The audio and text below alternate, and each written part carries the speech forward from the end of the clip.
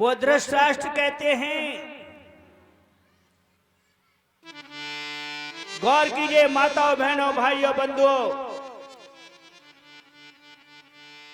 आज 88,000 ऋषिवरों के बीच बैठे महाभारत की कथा कौन श्री सूत जी श्रवण करा रहे हैं और कहते हैं कि हे ऋषिवरों, अंत समय धृतराष्ट्र ने अपने पुत्र दुर्योधन से कहा, बेटा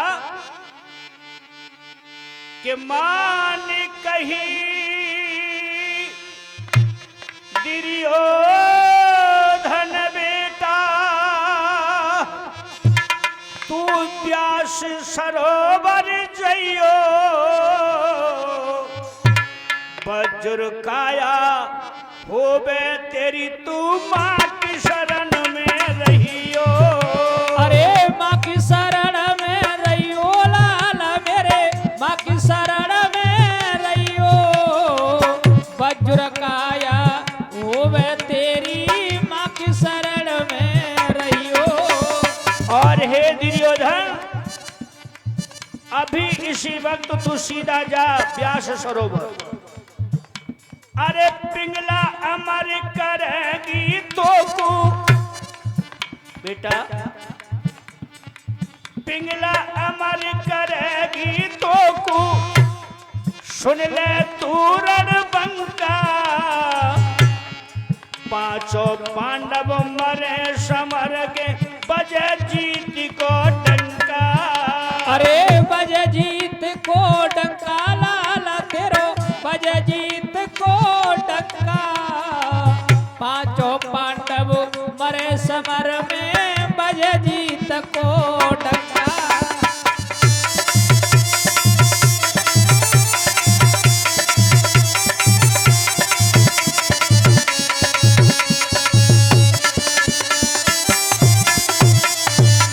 और हे बेटा दुर्योधन, एक रात माता पिंगला की शरण में रहने से तेरी काया वज्र की हो जाएगी, फिर तुझे कोई मारने वाला नहीं है।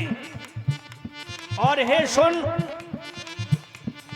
एक दिन पिंगला के द्वारे, केवल एक रात कि एक दिन पिंगला के द्वारे दुर्योधन रुक जाइयो, बन के शेर बनी को बेटा बिन बीन बीन के खइयो। अरे बीन बीन के खइयो लाल, बिन बीन बीन के खइयो, बन के शेर बनी को बेटा बिन बीन बीन के खइयो।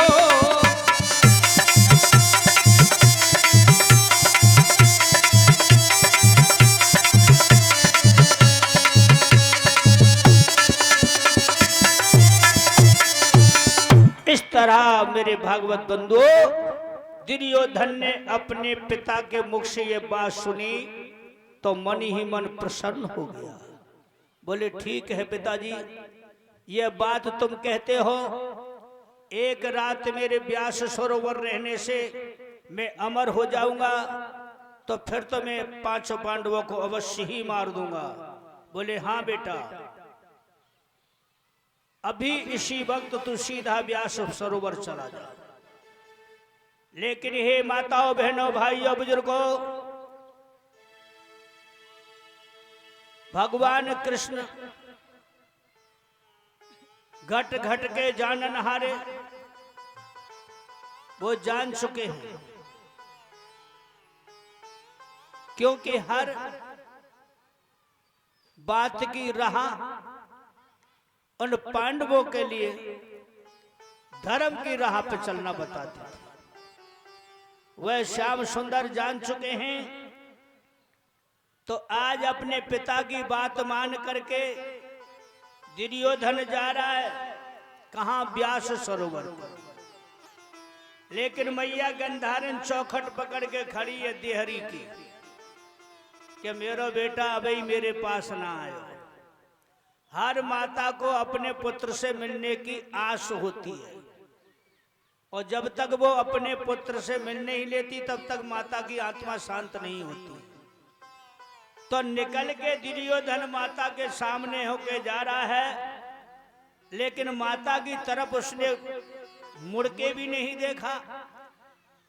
वह जो गंधारण आंखों से पट्टी बंद है, चौखट पकड़ के खड़ी, ले केवल पांव की आहट से, पांव की आवाज चलने की, उसी से वो समझ गई कि मेरा पुत्र जा रहा है। तो सामने होके निकल के जा रहा है तो मैया बोली, बेटा दुर्योधन, ऐसी भी क्या जल्दी है, क्या आज अपनी माता से नहीं मिलोगे? दुर्योधन बोला, माँ क्षमा करना, तू तो जानती है कि मेरा कोई नहीं रहा, मेरा सब साथी, सब सेना सब मारी गई। पिताजी कहते हैं कि व्यास सरोवर जाने से, एक रात रहने से मेरी काया वज्र की हो जाएगी, इसलिए हे माता मैं व्यास सरोवर जा रहा हूं। ध्यान दीजिए मेरे भाइयों, बुजुर्गों, माताओं, बहनों, इतना सुनकर के माता गंधारण बोली, ये बेटा मैं भी तो तेरी माता हूं, तू अपनी पिता की बात मान करके जा रहा है। बोले ठीक बात है, लेकिन मैंने तुझे 9 मास गर्भ में रखा, तुझे जन्म दिया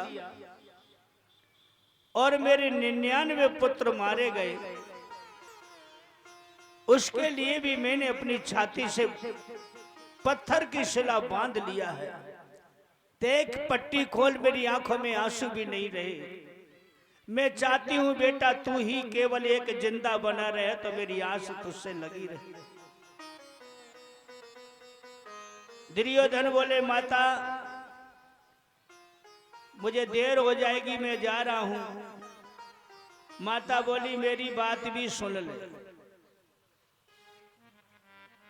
आज मैया कह रही है कि मेरी मां ने कही ओ तारी, मेरी मां ने कही ओ तारी, तो कुसम झावते में तारी।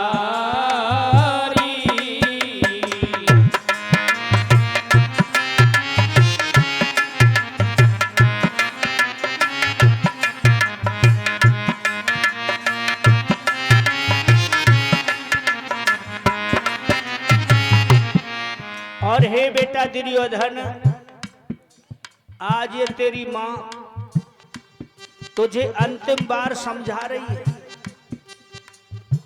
ध्यान दे के सुन।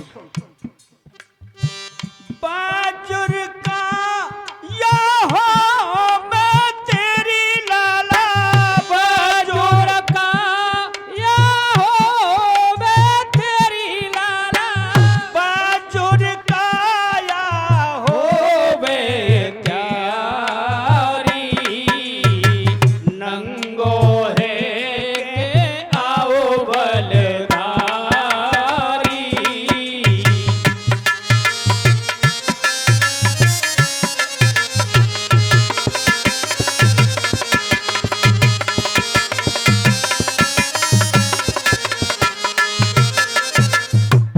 आज मैया ने कहा कि बेटा मेरी भी बात ध्यान से सुन, मैं भी तेरी माता हूं।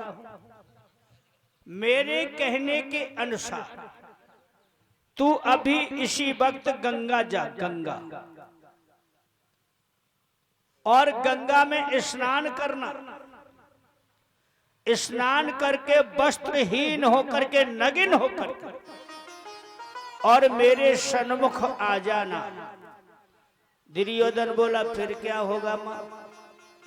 बोले, बेटा जब से तूने मेरी कूख से जन्म लिया है, मैंने अपनी आंखों की दृष्टि से तेरे शरीर को नहीं देखा। एक बार मैं तेरे शरीर को अपने नेत्रों की ज्योति से देख लूंगी, तेरी काया वज्र की हो जाएगी, फिर तुझे कोई मारने वाला। दुर्योधन फूल के एकदम गरगज है गो। बोलो पिताजी की बात बाद में सोचेंगे, पहले जई काम कर लो।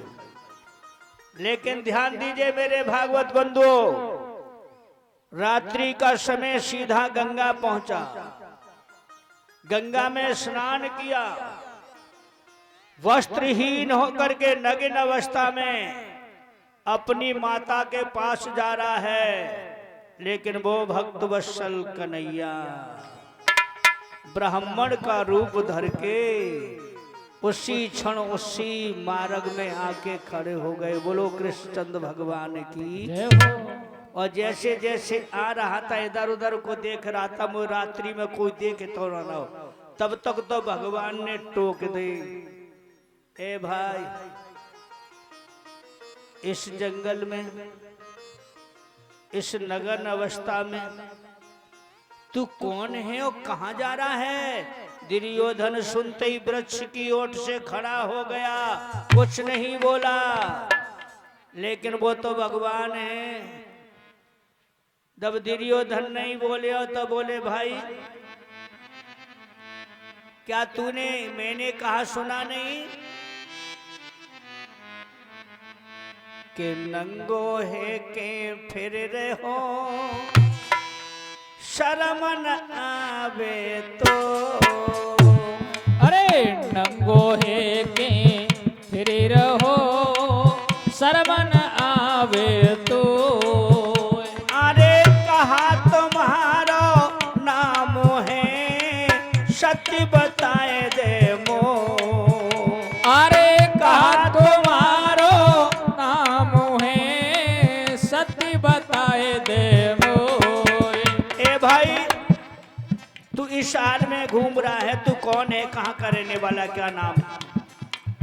दुर्योधन बोले, हे ब्राह्मण मेरा पता पूछ रहे? बोले हाँ हाँ ठीक बताना। तो सुनिए, दुर्योधन मम नाम है, सुनो विप्रचित लाज। पिता हमारे धृतराष्ट्र हैं, गंधारिणी मम माय। अरे पिता हमारे धृष्ट राष्ट्र हैं, गंधारिणी मम माय।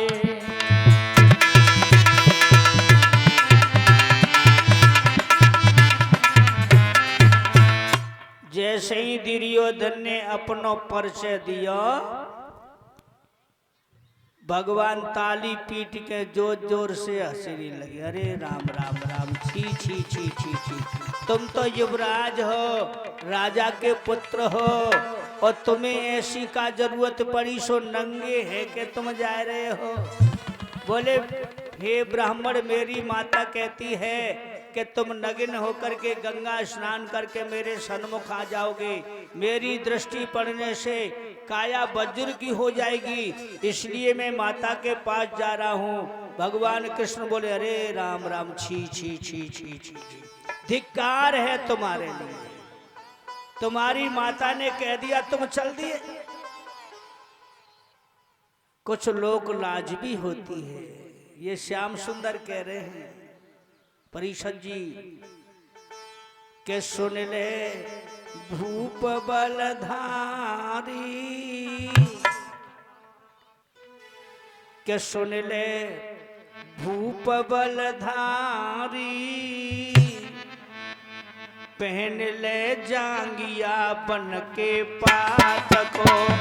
ओ सुन ले भूप बलधारी, सुन ले भूप बलधारी, सुन ले भूप बलधारी, पहन ले जांगिया बन के पात को।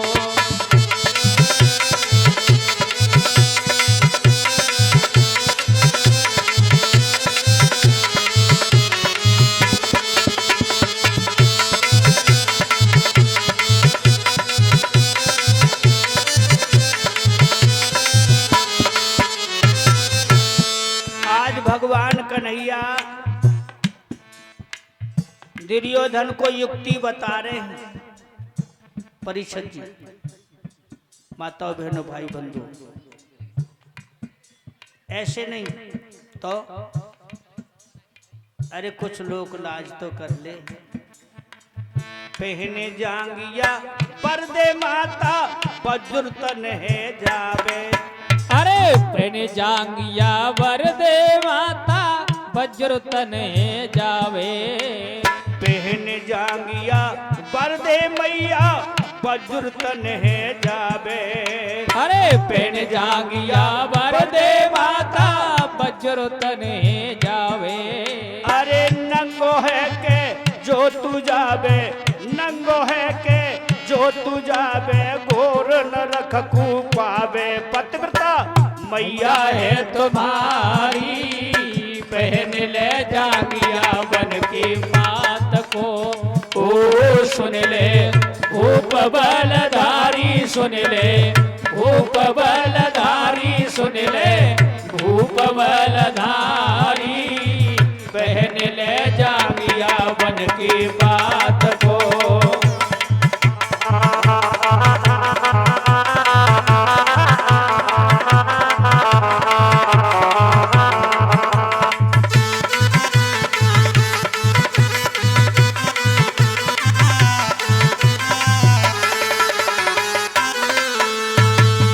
भगवान श्याम सुंदर ने कहा जांगिया किसी पत्ते की छाल की बना के पहन जाओ, तुम्हारी माता को धर्म रह जाओगे, तुम्हारी लोक लाग बच जाओगे।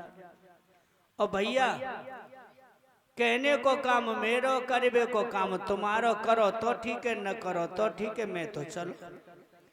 इतनी कह करके भगवान अंतर ध्यान हो गए। बोलो श्याम सुंदर भगवान की। अब दुर्योधन मन में सोचल लगो जे ब्राह्मण ठीक कह रो भैया, मेरे जाने से यदि माता को धर्म नष्ट है गयो तो मेरा जीवन बेकार है।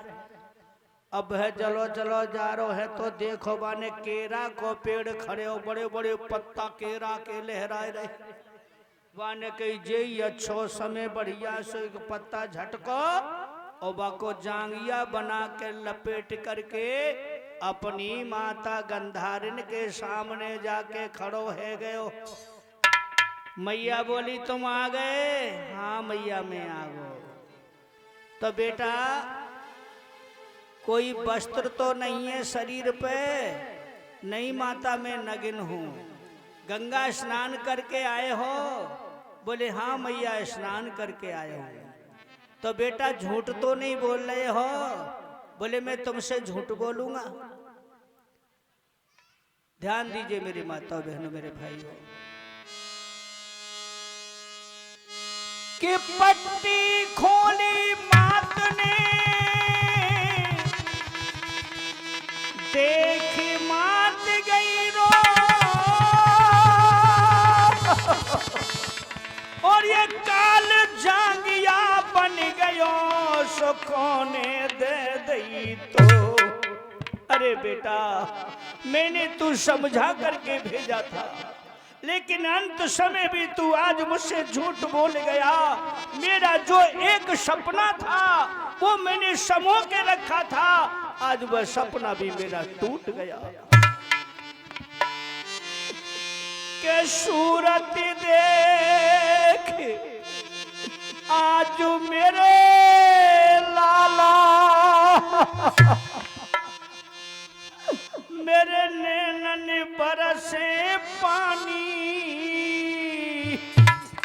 और कच्ची रह गई जांग लला तेरी आई गई काल निशानी।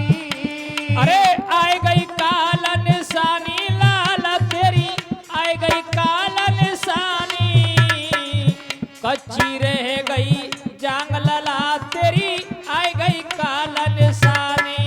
अरे बेटा दुर्योधन मैंने बात बात तू समझायो, लेकिन तेने मेरी बात एक नहीं मानी। पहले ही दा समझ आई लला तेने, और दशा न मेरी जानी। जांगिया पहर पास मेरे आयो तेने सीख कौन की मानी।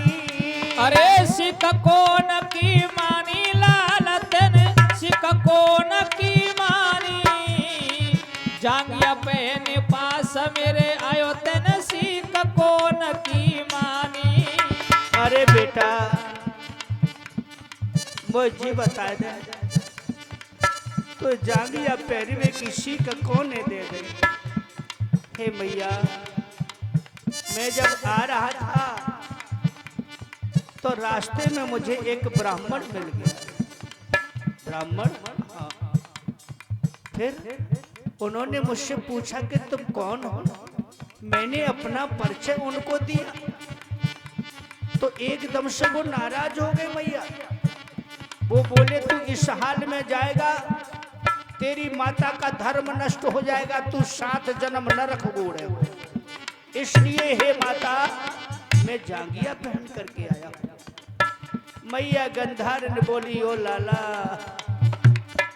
जिसे तू ब्राह्मण समझ रहा है वो ब्राह्मण नहीं मर बेटा, वो सिवाय कृष्ण के और कोई हो ही नहीं सकता। बोलो कृष्णचंद्र भगवान की जय हो। अरे ओ मेरे पुत्र, तू यदि अभिमान त्याग करके उसको देखना चाहता, तुझे दिखाई देता, तू समझ जाता, लेकिन तूने तो अभिमान को अपने अंदर बसा लिया, इसलिए तू अंधा हो गया। 5 गाम पंडन कूदे तो बेटा, 5 गाम पंडन कूदे तो तेरी बच जाती जिंदगानी। पिता तेरे ने बहु समझ आयो, तेने एक कही नहीं मानी। अरे एक कही नहीं मानी लाल, तेने एक कही नहीं मानी। पिता तेरे ने बहुत समय आयो, तेने एक कही नहीं मानी।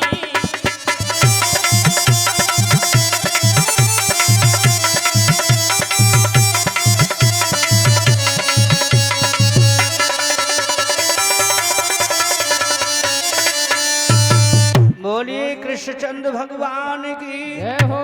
जय जय श्री। राधे। ए बड़ी बूढ़ियो दिया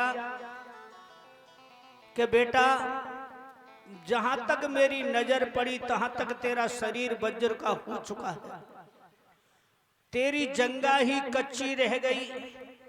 अब तू वहीं जा जो तेरे पिता ने तुझे समझाया। तो हे परीक्षित महाराज, श्री सूत जी कहते हैं कि हे सोनिका देखो, वह जाकर के व्यास सरोवर में माता पिंगला की शरण में पहुंच गया। इधर पांडवों ने अपने गुप्तचर चारों दिशाओं में भेज दिए, लेकिन ये चारों की किसी को शकल नजर नहीं आई। 5 पांडव बैठे, मैया कुंती, द्रौपदी। अब चारों भाई सोच रहे हैं कि उनका अभी तक कोई पता नहीं चला। जो कोई गुप्तचर से पता करते वो कहते हमको नहीं पता। भगवान कृष्ण बोले तो एक काम कर लो। बोले कहा कि गुप्तचर ना पता चल लगा सके तो चलो हम तुमसे ढूंढेंगे। भीम बोले अब रहे चाहे नहीं रहे, जीत तो हमारी है गई। भगवान कृष्ण बोले अब जीत ना भाई भीम भैया तुम्हारी जीत जब तक न होगी तब तक वो चारों या तो तुम्हारे सामने हथियार डाल के आत्मसमर्पण कर दें या फिर वे वीर गति को प्राप्त है जाएं। नहीं, चारों भी ऐसे बलवान हैं कि पूरे युद्ध का पासा एक दिन में, एक क्षण में बदल देंगे। तो अब कहां ढूंढे के चलो। भगवान कृष्ण आज स्वयं लेकर के 5 भाइयों को और दुर्योधन ढूंढवे जा रहे हैं। अब ये तो आप जानते हो मेरे भागवत बंधु कि भगवान ते छुपवे के ले जगह तो कहूं आती ना। क्यों परीक्षित महाराज? भाई भगवान से छुप करके हम जाएंगे कहां? लेकिन धर्मराज कह रहे भैया सहदेव, हाँ भैया तुम तो ज्योतिष के ज्ञानी हो, अपनी ज्योतिष में ये देखो कि वो कौन सी दिशा में गई है ये चारों के चारों। आज सहदेव ने भगवान कृष्ण की ओर देख करके कहा भैया हमारी ज्योतिष कन्हैया से बड़ी नहीं है, इनको सब पता है वो कहाँ है कहाँ नहीं है कहाँ होगा। भगवान कृष्ण बोले चलो मैं वहीं तो लेके चल रहा हूं। आज लेकर के व्यास सरोवर पे पहुंचे हैं, बोले इस जल के अंदर बैठा है, यदि आज की रात रुक गया तो फिर वो जीतने में नहीं आएगा। भीमसेन चालाक ने गदा जैसे पानी में डुबोई, सुबह में का घुसी वो तो बर्फ की तरह जम रही को जल को स्तर कर दिया मंत्र पर। भीम बोला नहीं कन्हैया, इसके अंदर नहीं हो सकता, ये तो बर्फ की तरह जमा है, न जाने कितने जीव जंतु इसमें मर गए होंगे। कृष्ण कहने लगे ये जल स्तर कर दिया है उसने मंत्र पढ़ के, क्योंकि उसने अपने पिता से गुरु द्रोणाचार्य से वरदान पाया है, वो मंत्र को प्राप्त किया है। इस मंत्र की कांट केवल धर्मराज के पास है, उनसे कहो जल को स्तर करें और आखिरी युद्ध के लिए उसे बाहर लाए। जब धर्मराज ने मंत्र पढ़ के जल को स्तर किया, उस जल में दिखाई देने लगा। पांचों भाई आगे बढ़े। भगवान कृष्ण बोले ठहरो, इस समय ये व्यास जी का घर है और पराए घर दुश्मन बैठो हो तो उसके घर में जाकर के उसको नहीं हानि नहीं पहुंचाते हैं, उसे बाहर लाओ। धर्मराज बोले तो जी आवेगो कैसे? बोले आएगा, तुम बुलाओ तो नहीं आएगा, मैं बुलाऊं तो नहीं आएगा, अर्जुन बुलाए फिर भी नहीं आएगा, नकुल सहदेव बुलाए तो नहीं आएगा। धर्मराज बोले तो जी बाहर नहीं आगो तो जो अंत कैसे होगा? भगवान बोले होगा। कैसे? कि भीम भैया यदि जाए बुलावे तो भीम के नाम से ये चिढ़ता है और फौरन ही बाहर रह जाओ। बोलो कृष्णचंद्र भगवान की जय हो। भीम ने कही जाकर के उस पार पे खड़े होकर के, अरे भाई दुष्ट, लोग तो जो कहते कि चुल्लू भर में पानी में ऐसे अधर्मी पापी डूब के मर जाता, तू तो इतने गहरे पानी में और बैठो तू तो ना मर रहो। एकदम देखने लगा। भीम ने गादा उठाया कर बोला देख, या तूने माँ का दूध पिया है तो जल से बाहर आ। क्यों? कि मैं तो शपथ ले रखा हूं, आज तुझसे गिन गिन के चुन चुन के बदला लूंगा और तुझे गदा की टंकोर से ही मारूंगा। तेरे 99 भाई मैंने ही अंत किया, आज लास्ट युद्ध मेरा तेरे से होगा। दुर्योधन खड़ो है के चलवे को भयो। सोई मैया ने हाथ पकड़ लो, बेटा कहाँ जा रहे हो? बोले मैया दुश्मन बुलाए रहो। अरे बुलाए रहो तो बुलाए दे, बुलाए के चलो जाओ, तेरो का ले जाएगो, यहाँ तो आए ना रहो, इसलिए एक रात तू मेरे पास यहीं रुक जा। बोले नहीं मैया। बोले बेटा मान जा, जाना आए रहो, बैठ जा। दुर्योधन फिर बैठेगा। एकदम से भीमसेन बोला तो शर्म नहीं आई, तू फिर बैठ गया? अरे ओ पापी अधर्मी बाहर आ। गौर कीजिए माता बहनों भाइयों बुजुर्गों, जैसे ही उसे भीमसेन ने ललकारा, हाथ छुड़ा के जल से बाहर आया। पांचों भाई आगे बढ़े। कन्हैया बोले ठहरो, मेरे होते हुए तुम अधर्म नहीं कर सकते। इस समय दुर्योधन निकला है, तुम पांचों। दुर्योधन बोला ए ग्वारिया, मारना तो मैंने पांचों को, लेकिन तू क्या जाने क्यों रोक रहे? आने दे। पांचों ने मारे हूं। भगवान बोले हम तो कछु ना जानतो, तुम हमसे ज्यादा जानतो, लेकिन तुमने हमेशा कपट चाल इनते चली है, लेकिन हम तुम्हारे संग धोखो नहीं होने देंगे अपनी आंखों के सामने। क्या कहना चाहते हो? भगवान ने कहा इन पांचन में थे, अब पहले एक है चुन ले, एक है युद्ध के लिए, जैसे तेरा युद्ध हो। उस पांचन में से उस एक को तूने परास्त कर दिया, ये बाकी के 4 हमेशा के लिए हस्तिनापुर छोड़ के चले जाएंगे, फिर तेरे हस्तिनापुर में नहीं रहेंगे। इतने संजय बैठे रात्रि में सुनारे कोने अपने महाराज धृतराष्ट्र। संजय बोले महाराज, युवराज जल से बाहर निकल आए हैं, क्योंकि अपने व्यास भगवान ने दिव्य दृष्टि का ज्ञान दे दिया था। आंखों देखा हाल वहीं के वहीं बता रहे थे, क्योंकि दृष्टांत अंधे थे। तो मेरा बेटा बाहर जल से निकल आया। अरे संजय, ये कितने भूखे भेड़िया की तरह मेरे बेटा घेर के खड़े हैं। ओ कन्हैया, ये तेरी सब करतूत है। अच्छा ये देखो, ये क्या कह रहे हैं? बोले भगवान कृष्ण ने ये कहा है, इन 5 में से एक चुन ले, यदि एक मार दो, परास्त कर दो, बाकी के 4 हमेशा छोड़ के हस्तिनापुर भाग जाएंगे। धृतराष्ट्र बोले संजय, कृष्ण ने बात तो सही कही है, अभी भी जीत जाके हाथ में, ये भीमे छोड़ के 4 में से कौन से वो चुन ले तो जीत जाकी है जा। लेकिन कहते हैं होनी का भीषम क्या करे, भगवान कन्हैया तो मां उचकाए रहे भैया।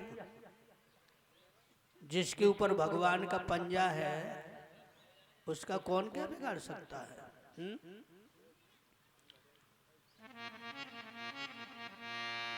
धृतराष्ट्र ने कही, अब देखो अब क्या हो रहा है। बोले महाराज दुर्योधन ने भीमसेन से युद्ध करना स्वीकार कर लिया। इतनी सुनते ही दोनों ऐसे हाथ लगाए के बोले संजय अब तुम जाओ, तुम्हारी छुट्टी है। बोले महाराज क्यों?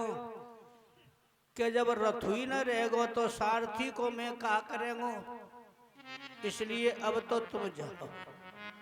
बोले मैं जब तक तुम्हें छोड़ के नहीं जाऊंगा जब तक ये महाभारत समाप्त नहीं हो जाएगा। बोलिए भक्तवत्सल भगवान की। आज उस सरोवर की पार पे युद्ध होता है। गौर कीजिए माताओं बहनों भाइयों, ये पाप और पुण्य, धर्म अधर्म, नीति अनीति, आज अंतिम युद्ध हो रहा है। इधर द्वारका में बलराम जी वापिस पहुंचे तीर्थ यात्रा से।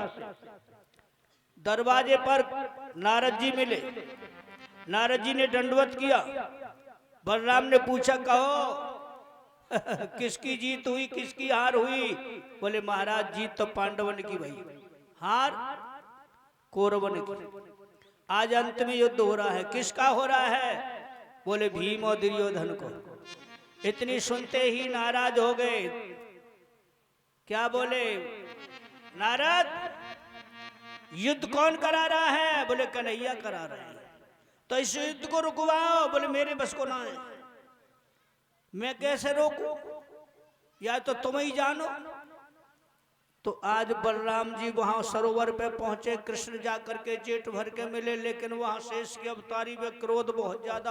अब क्रोध क्यों आ रहा? कि ये दोनों ही बलराम के शिष्य थे, चेला। गदा युद्ध ने सिखाया था। कन्हैया बोले क्रोध को शांत करो। बोले कैसे शांत कर लूं? क्या तुम्हें मेरे ही शिष्य मिले थे आपस में बढ़ाने के लिए? भगवान बोले कन्हैया, भैया बलराम,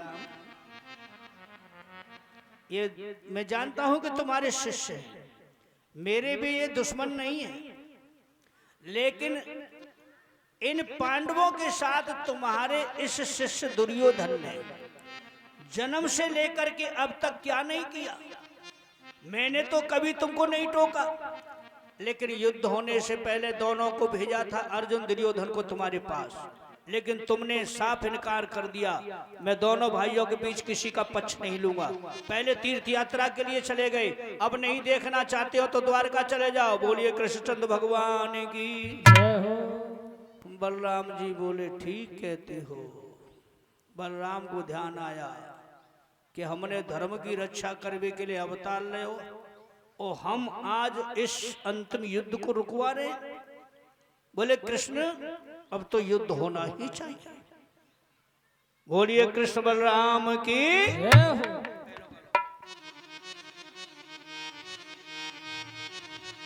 ऐसा युद्ध हुआ उस सरोवर की पार पे। ध्यान दीजिए माता बहनों भाइयों,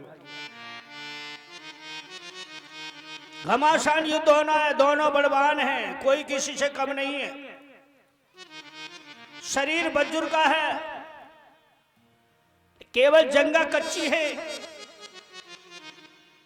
और भीमसेन बदले की भावना से युद्ध कर रहा है कि बैरी काबू में नहीं आवे, बैरी काबू में नहीं आवे, गदा पीठी पर लफ लफ जावे, कृष्ण श्री कृष्ण।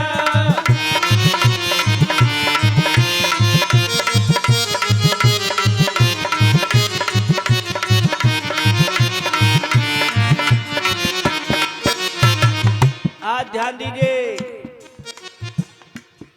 भीमसेन सोच रहे हो कैसो काबू में ना आए, रोज पसीना में लथपथ शरीर हो रहा है।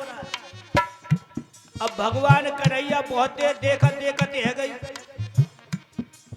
अब बार बार धर्मराज कन्हैया को देखे, कन्हैया धर्मराज देखे, लेकिन अब कृष्ण सोच रहे हैं कि जी मेवा कछु देखें तो सही। नहीं देखा तो भगवान को खांसी का बहाना लेना पड़ा। किसका? खांसी को। भगवान ने ठसाऊ नहीं हो तो तेने कैसे एकदम खांसी जैसे बड़ो बूढ़ो घर में घुसतो ना बहु बिटिया लाज करने की, एकदम जैसे ही देखा भीम भैया, ओ भैया इधर उधर मारने से कुछ नहीं होगा। जंगाए ठोकी कृष्ण समुझा में, जंगाए ठोकी कृष्ण समझावे, भीमसेन तब मन हर्षावे, कृष्ण श्री कृष्ण।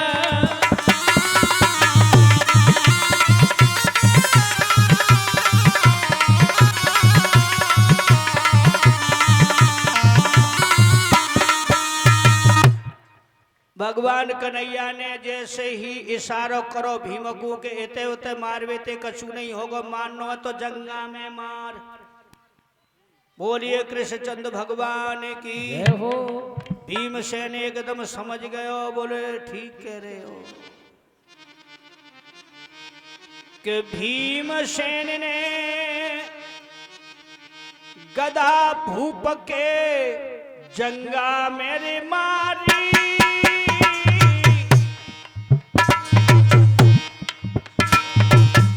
अरे भीमसेन ने गदा भूप के जंगा मेरे मारी, गिरा धरन भैराई भूप तब कह रहो किलकारी।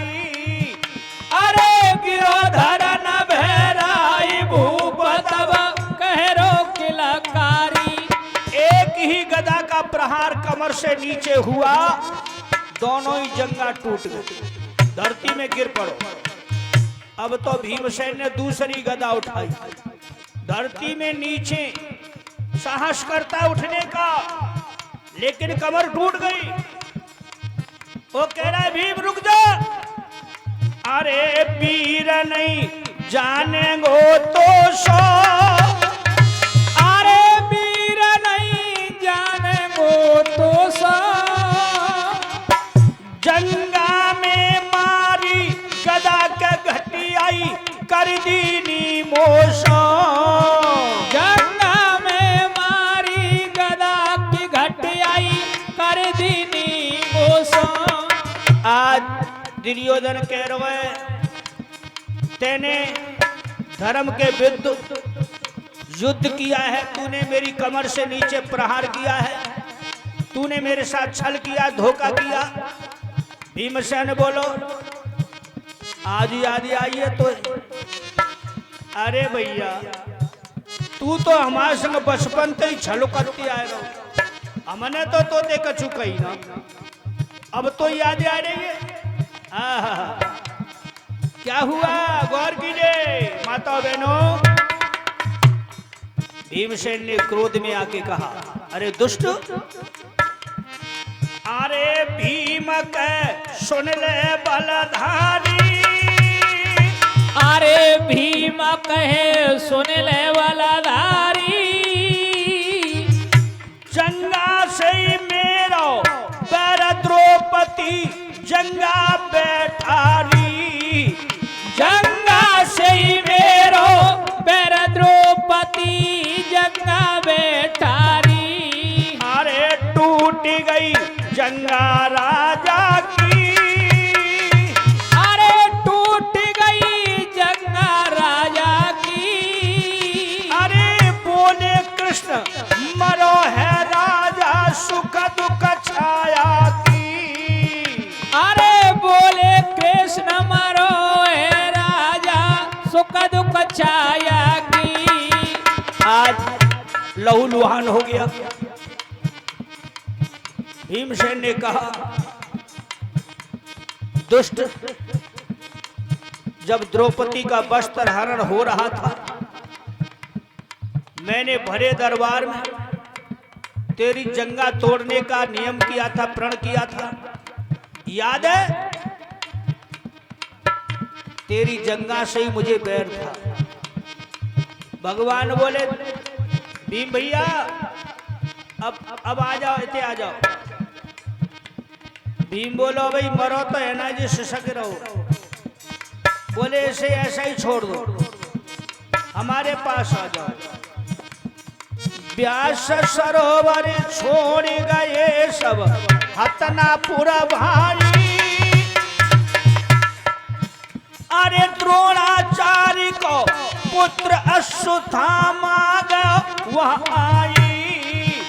अरे द्रोणाचार्य को पुत्र अश्वत्थामा वह आई। इधर पांचों पांडव चले गए हस्तिनापुर शिविर में। द्रोणाचार्य के पुत्र अश्वत्थामा निकल के पहुंचे जहां शिशक रहा था, धरती पर पड़ा दुर्योधन। लहूलुहान को उठा के अपनी गोदी में रख लिया। ये किसने तुम्हारी दशा बिगाड़ी है? दुर्योधन शिशकते हुए कहने लगा भीमसेन के अलावा और कौन हो सकता था?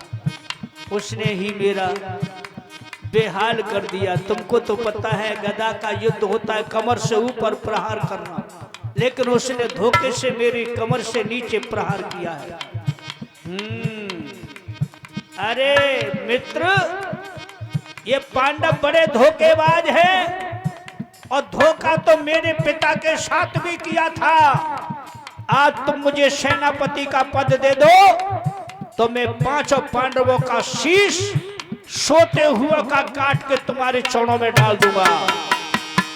इतना सुन करके दुर्योधन खुश है। परिषद जो अंतिम सांसें गिर रहा मरवे को ते आज खुश है गो किसके लिए? भाइयों के शीश लाने के लिए। अश्वत्थामा ने प्रण कर लिया। जय हो, गौर कीजिए माता बहनों। अरे धीर धर लो राजा मन में, अरे धीर धर लो राजा मन में। अरे शीश काट पांचों पंडन के लावे मोचन में। अरे शीश काट पांचों पंडन के लावे मोचन में।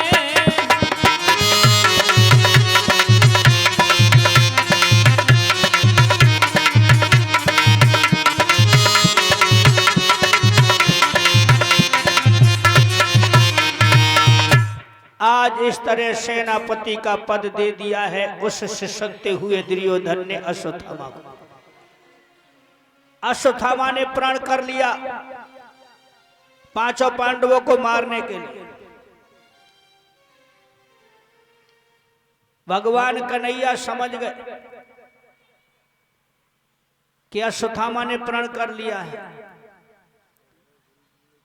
तो भगवान ने कहा हे भैया धर्म, आज तुम्हारे राशि पर जो रोहिणी नक्षत्र है इसके लिए बरसों इंतजार किया जाता है, क्योंकि ये बड़े भाग्य से सालों के भीतर कभी कभी पड़ता है। तुम्हारे हाथों से जो नर हत्याएं हुई हैं महाभारत में, उन पापों से मैं तुम्हें मुक्त करा दूंगा, मेरे साथ तुम सरस्वती के किनारे चलो। भगवान कृष्ण की बात समझ में आ गई। इधर भगवान पांचों पांडव में द्रौपदी के लेके सरस्वती के किनारे पहुंचे।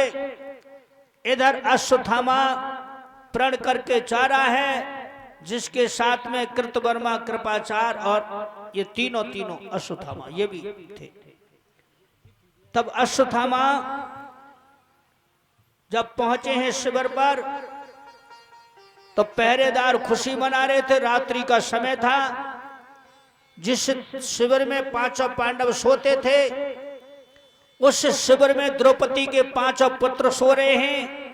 उनके बगल में शिविर बनी है, वहां में सो रहे थे द्रौपदी के भाई धृष्टद्युम्न, जिन्होंने द्रोणाचार्य का शीश अपनी तलवार से काटा था।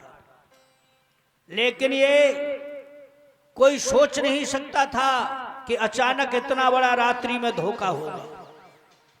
जाकर के अश्वत्थामा ने पहले पहरेदारों को मारा, शिखंडी भी पहरे पे थे, उनका भी वध किया। फिर वो शिविर में घुस गया। अंधेरी रात थी, जिसमें धृष्टद्युम्न सो रहा था। सोते हुए धृष्टद्युम्न को गोद करके उसका प्राण अंत किया। किसने? अश्वत्थामा ने। फिर उन शिविर में घुसा, जिसमें पांचों पांडवों के पुत्र सो रहे थे। अंधेरी रात, उसने कुछ नहीं सोचा न विचारा, द्रौपदी के पांचों पुत्रों का शीश काट करके और पोटली बना करके और लेकर के आया। कहां? जहां पर दुर्योधन शिशक रहा था। कहने लगे, लो मित्र, जो कार्य तुम नहीं कर सके, उस कार्य को मैं करके लाया हूं। तो आज उसमें जोश बढ़ गया परीक्षित महाराज। किसमें? दुर्योधन में। मरने की पांडवों की खबर सुनी तो बोले, वाह मित्र वाह, अब मैं मर करके भी अपने सभी सेना भाई सबसे जाकर के कहूंगा मैं विजयी होके आया हूं। अश्वत्थामा बामते शीश लेके बोलो, लो जी भीमसेन को शीश है, जाए देख लो। लेकिन गौर कीजिए, भीमसेन को नाम सुनते ही वहां में जोश बहुत ज्यादा बढ़ गया। झट से वो शीश हाथ में लिया और दांती को पीस के ऐसे मिसल डाला। शीश खंड खंड का हो गया, टुकड़े टुकड़े हो गए। अश्वत्थामा से आज दुर्योधन ने कहा, हे अश्वत्थामा, ये सरासर धोखा, ये भीमसेन का सर नहीं हो सकता जो मेरे मिसलने से टूट जाए। पर्दा खोल के देखा, द्रौपदी के पांचों पुत्रों को पहचान लिया। आज वो कहता है, हे अश्वत्थामा, दुश्मनी तो मेरी उन पांचों से थी, लेकिन आज तूने तो हमारे कुल का वंश दीपक ही बुझा दिया। गौर कीजिए माताओं बहनों भाइयों, इस तरह उसका वहीं पर प्राण अंत हो गया। बोलिए भक्त वत्सल भगवान की। आज पाप का अंत हुआ है। जोर से जयकारा लगाए, बोलो वृंदावन बिहारी लाल की। जय हो। तो इसीलिए कहा है